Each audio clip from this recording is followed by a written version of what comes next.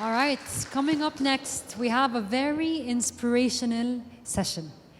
We have world record breakers and holders around pilots that have traveled the globe. But for first, we're going to start off with Captain Mish'al Asdari, the holder of the world record, first Saudi pilot to circumnavigate the globe solo. Please welcome Captain Mish'al on the stage. This is your mic. We're very excited. Thank you, Adwa. Thank you for this This is your clicker as well. introduction. And I think I'll just say, yeah. Perfect. Actually, it's a fulfilling a dream. I would like to thank you for being here. I'd like to thank His Royal Highness for giving me this chance to present this presentation to you. I'll start with Bismillah ar-Rahman ar-Rahim, in the name of God, most graceful. This is my aircraft. I'm here going to talk about a dream I had to fulfill. I used to go around the globe in my motorbike. I did like 80 countries. I already have the book here before you leave. I can pass the book to you. And then the Prince, His Royal Highness, said, Mish'al, you've been everywhere with your bike. I think it's the time that you fly. And then, you know, dreams are big and the challenge is big. So I went into a journey from 2018 till today, 2024, to get myself ready to go for this trip around the world. Actually, first, let's keep the map, please.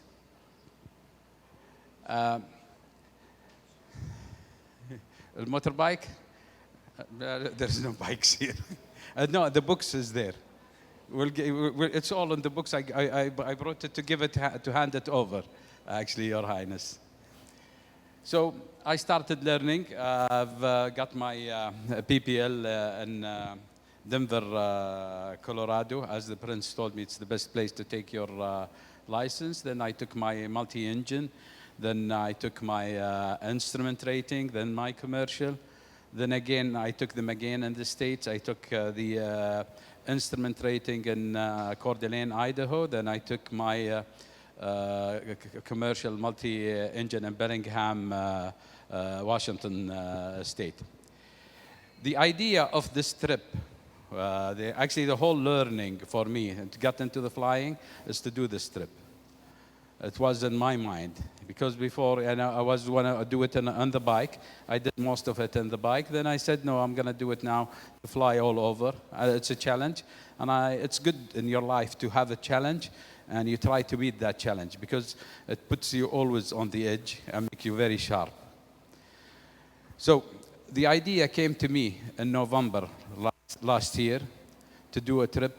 I'm ready. The idea came to me that I am ready was November. So I started staging to it. When it came February, I started contacting to see for the logistics because especially that part of the world, flying over Asia, is very challenging when it comes to the logistics, to get the permits, etc. Also, I started to think, how should I prepare my aircraft to endure such a journey? And what do things I need? One of the things I would need is to be able, when I am over the ocean, is to contact the ATC, and radio doesn't reach there. So I had to have a satellite system, so I can call by satellite phone the ATC and to be on contact. Another thing is to have a weather system inside the aircraft to tell me. So I installed the Golza system, which gives me downloads from the satellite directly. It gives me the weather that I need. Every 15 minutes, I get an updated NOAA weather for the front ahead of me for like 1,000 kilometers. Also, I can get the wind aloft. Another thing I had an oxygen generator. Not an oxygen tank. I had an oxygen generator, so I will not run out of oxygen whenever I needed it. So I got all these items planned with the alternatives. Like I always have plan A, plan B, plan C. And before the idea, I never really knew exactly when it's the date to start. It is only when all I get this. One of the things, it's to see who's are my logistical partners, and especially I had more than one partner. For the international, I had Shepherd Aero. For Russia, I had Mac Aero. For Saudi Arabia, I had SPA, Saudi Private Aviation. So I was coordinating with them all the things that I need for my logistics. In the beginning, the thought it wasn't not to do it solo. I was thinking of having a second pilot with me, but as I progressed, I was more geared up to do it as a solo, the idea. And at the end, it came to me that it would be much easier for me to do it as a solo, because I got some excuses from some of the people. There is one of them sitting there, Captain Longi. And then I took the aircraft 1 month before starting the journey. I took it to the factory to make sure. One of the things was to install a ferry tank on the aircraft, but then we got STC challenges. It cannot be installed. So I had to go to plan B, is to make sure that I never fly over 6 hours over water, so I can always have another airport. I came back from Austria after preparing the aircraft. That was on the 3rd of July. And I was waiting till I get the green light. I got the green light to fly on the 8th, so I was immediately I flew on the 9th. Actually, because the stakes of this journey were so high, I made sure it was a very, departure was maybe only there is two people knew about my departure when I departed from Saudi, because the stakes is high and I didn't want to publicize something I'm not sure about. And as you see, this is the way I went easterly all the way through Asia and coming through Russia, north of Russia, Siberia, Anadyr, to Anchorage, Alaska, going down to Washington State, Montana. Then I attended Oshkosh and then came back through Canada, Goose Bay, and then into Greenland, Iceland, and then into North Island, Belfast, Biggin Hill, London, and then to Wiener Neustadt in Austria, Athens, and then into Hurghada, Egypt, then Al-Ula, then Riyadh. This took me actually 27 days, 20 days of flying, 3 days were for maintenance, and 3 days were attending Oshkosh and also representing Saudi Aviation Club there. We can go to the second slide. Okay, it speaks about already what I spoke about, but what we get here we can have that the trip was around 20,000 nautical miles. It was in 119 hours, and I already spoke about the days. I had 30 airports, landed in 30 airports.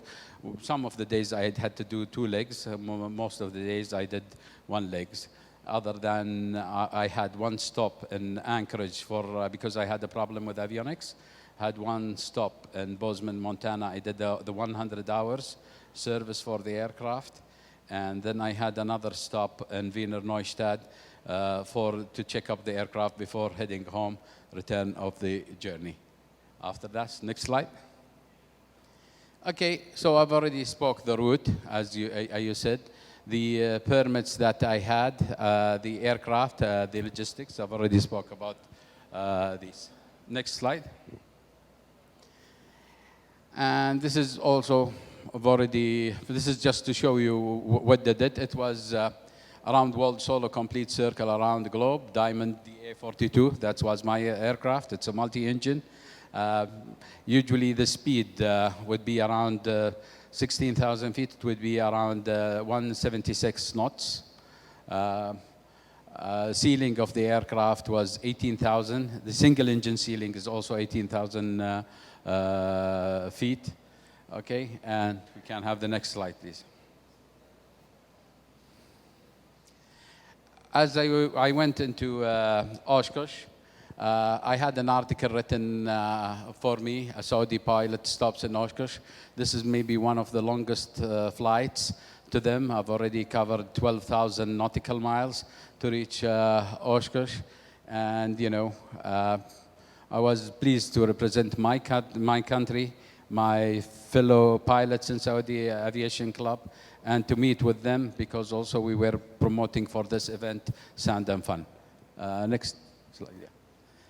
Okay, the challenges faced. I mean, one of the challenges I faced, as I was flying from Biggin Hill to Wiener Neustadt, I had a weather system. And I had to deviate. My flight was supposed to fly over from London, through Belgium, through Austria to Wiener Neustadt. I had to deviate, so I had to fly over France, Switzerland, and then as I'm flying over Switzerland, I had to go up 19,000. The aircraft ceiling is 18,000, so this is just to tell you what to do. And as you can see, this is exactly what it was. If you can play the video. Can you play the video for this one? This is exactly the feeling. This is how it was.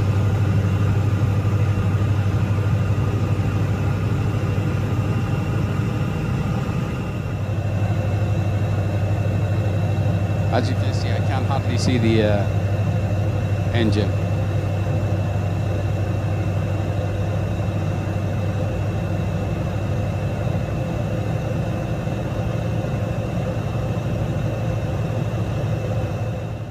Okay, stop here. Yeah, we stop. This is, we stop. This is just, This is to show you the deviation. How did I deviate? If you see this big arc, that was my deviation because of the weather system. Alhamdulillah, thank to God. I mean, took care of me. But one of the things is that because of my elevation, actually the ice didn't stick to the aircraft. It was, I think, temperature, it was minus 15 at that time. That's why I maintained very high altitude. So I don't have an ice building up on my wings or on my aircraft. Next slide, please. Okay, this is another one. Actually, was in my second day. That was a very big challenge. During my flight over India, between India and Pakistan, their airspace is very tight. I had a big CB in front of me, and I've been begging the ATC to avoid it. And the ATC was saying negative, negative, negative. And I'm not that much experienced, but I knew that's bad news, is to be in a CB. So while I'm going with him, suddenly I had a drop, and as you can see here, the vertical speed, I had a drop like 1,000 feet in 20 seconds. And as you can see, the vertical speed here, it's minus 2,500.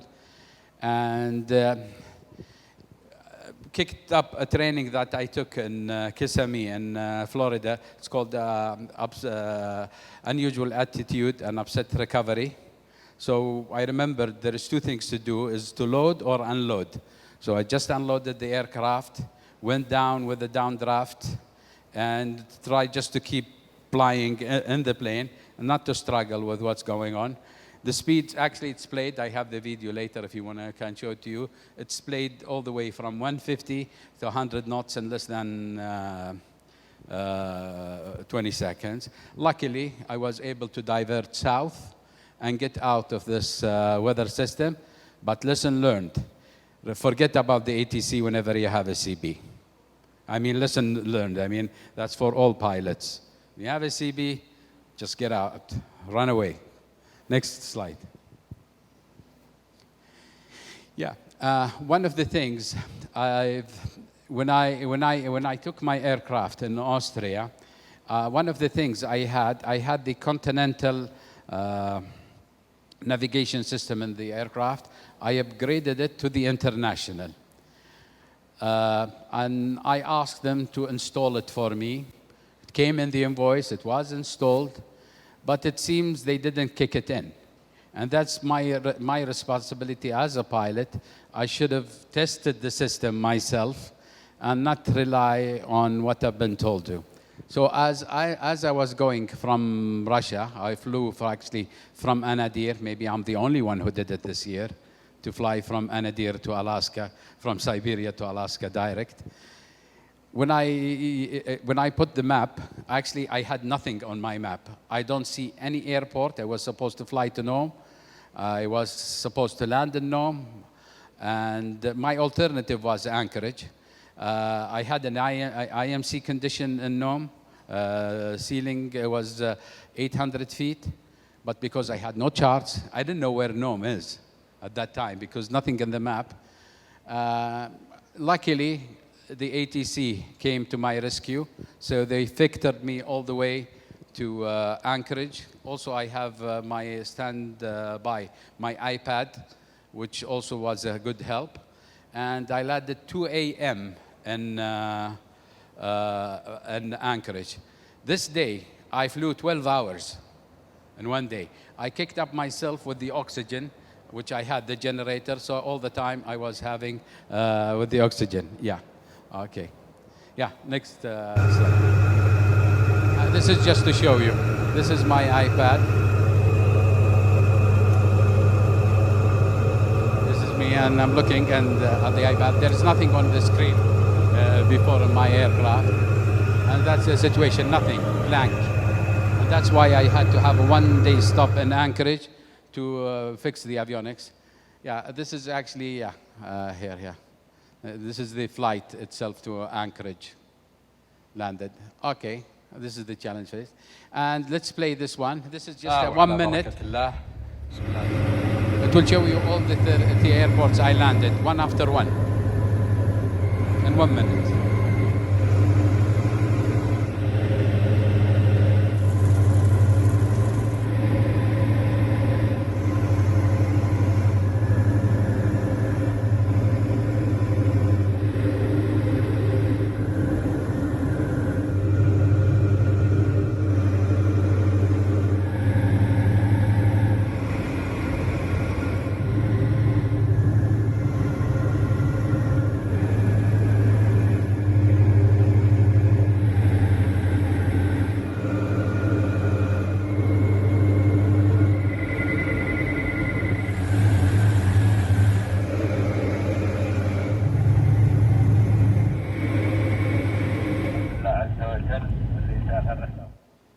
And this is actually the completed trip. Next slide. I mean, the best moment for me, it was when reaching Saudi Aviation Club. And I had the biggest honor that His Royal Highness, Prince Sultan, greeted me. So exactly all the challenges was already forgotten. And I had just such pure joy and happiness. And it was a big honor for me to have such a great reception. The other one, next. And as you can see, here I was in the lounge, you know, feeling for a moment as a champion. Next one. Yeah. Okay, and this is here when I was in Oshkosh. I was lucky to have the flag of my country represented in Oshkosh. And my goal is, to inspire the young generation on all my other fellow Saudi pilots, the other Arab pilots, is just, you know, go and fulfill their dreams. I mean, it's never too late to fulfill a dream. Yeah, thank you, shukran. Thank you for this.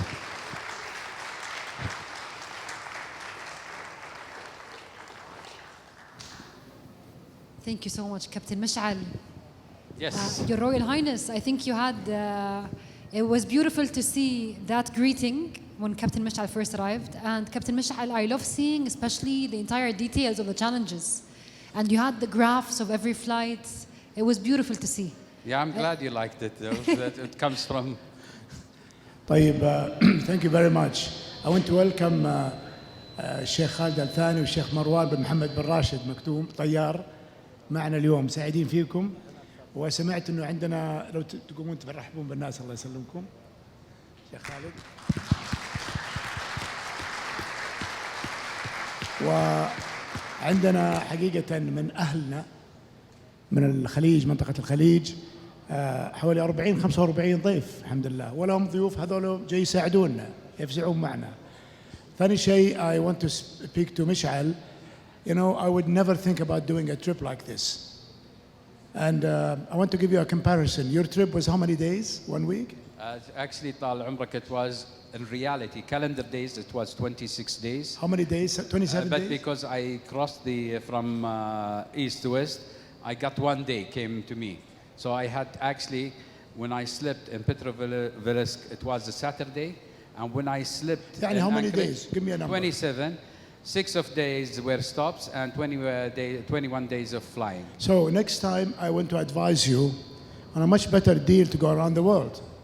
You go into a space shuttle, and in 1 week we did 111 times Yeah. around the world. The- Every trip around the world is 90 minutes. Yeah. Yeah, I don't want to make my dream so big because I don't know if I have the lifetime to fulfill. But you are such an inspiration, Your Royal Wallahi, Highness. Yeah, I mean, mashallah. I remember when I used to be in KFUBM, that was 1985, where your time with your space shuttle. Right. I was a sophomore student at that time, and the King Fahad University of Petrol So- Mineral. Your trip inspired everyone, and this And is I don't take, usually in my life, I share credit. okay. Always. People know that. I share credits and give credit always Yeah. for the people who do the real work. And this time, I don't want to share the credit of turning you away from motorcycles to become an aviator. You're not just a pilot. Yeah. Now, today we certify you as an aviator. Yeah, thank you, So- Your Highness. I'm honored with that. Amazing. What an honor. Thank you so much, Captain Mish'al. Do we have any questions for Captain Mish'al? I know I have a zillion questions, but I'm always worried about time, and I will definitely catch up to you after our session. Please, a round of applause to Captain Mish'al. You truly inspired us. I have the books I would like to hand over at the end, yani, if people want to have. Perfect. Thank you Or very my much. motorcycle. Thank you very much.